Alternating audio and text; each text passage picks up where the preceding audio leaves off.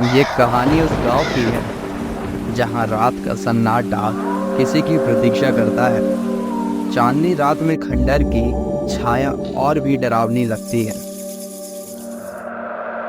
ये गांव जो दिन में शांत लगता है, रात के अंधेरे में अपनी एक अलग ही कहानी बनता है। गांव के बुजुर्ग बताते हैं, हर साल इसी रात को एक प्राचीन आत्मा लौटती है।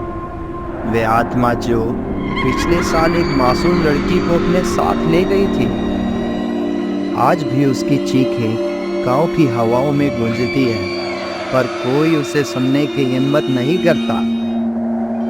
इस साल की उसी रात रीना और उसकी दोस्त सिया ने गांव की डरावनी कहानियों को चुनौती देते हुए खंडहर में जाने का साहस किया।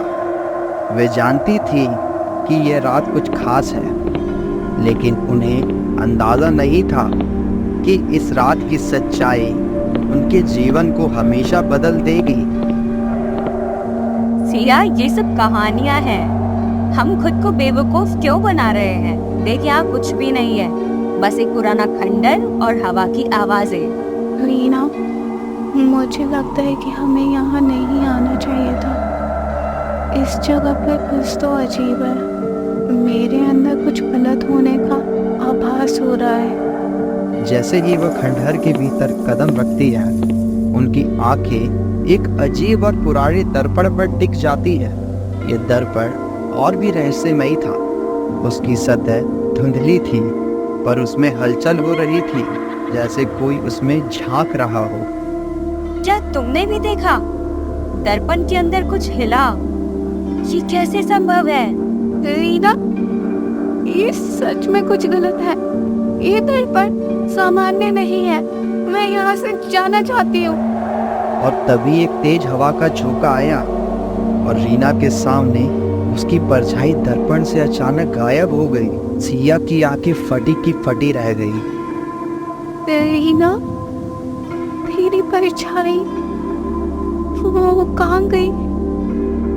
ये सब क्या हो रहा है? हमें तुरंत यहाँ से भागना चाहिए।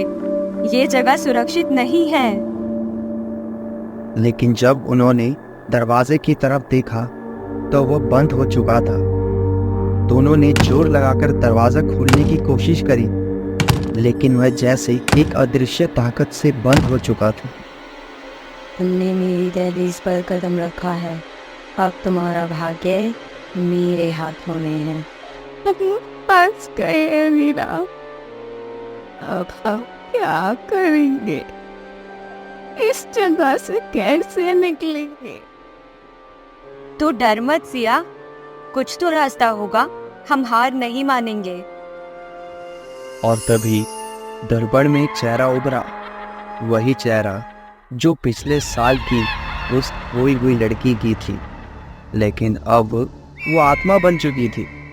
उसकी आंखों में जीवन नहीं था, सिर्फ गहरा अंधेरा।